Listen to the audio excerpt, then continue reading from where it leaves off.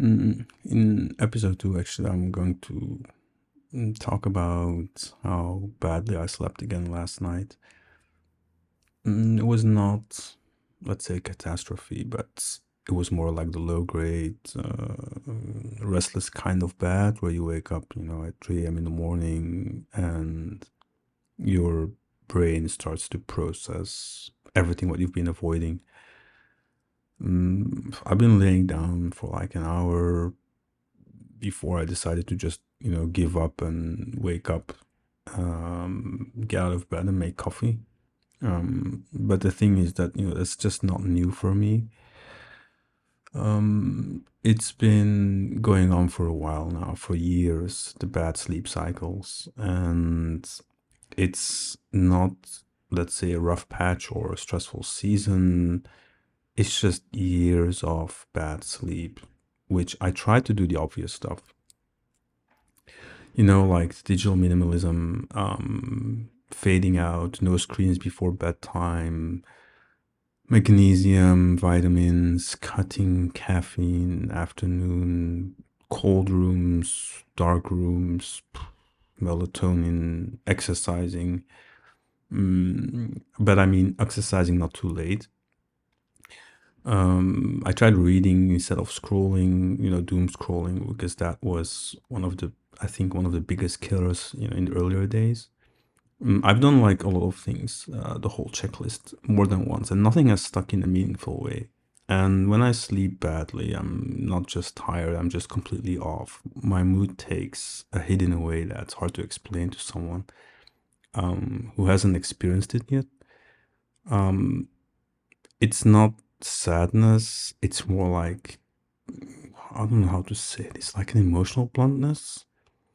Things that should feel good, but they just don't land the way it should be. Motivation goes flat. I get irritated over small things and then feel guilty about it, I suppose. And it creates this cycle where the bad sleep affects how I feel, and how I feel affects how I sleep, and it's an ongoing vicious cycle. So I decided to try something new, not a supplement, just not another sleep, let's say, hygiene article, but more something more drastic. I was actually using AI to help figure this out. I've been building. I'm a fan of Cloud AI, and I've been building a cloud memory, and I've been trying to feed it real information about my health, my patterns, my sleep history, not in a vague way. I mean, the actual context in terms of what I eat, when I sleep, how I feel, the variables I've already tried, kind of like a journaling thing. And the idea is that over time, it should, I mean, allegedly, it should start to know my situation very well, or well enough to help me think through it more clearly. Not as a doctor, and it's not supposed to be a magic fix, but it's supposed to be something that holds the full picture when my own brain is too foggy it's too foggy to do it. I don't know if it will work yet, so I have to figure that out, but it's the first time I've approached this problem with any kind of structure, and that alone feels kind of different. And then there's the other thing, the thing I've been resisting for years is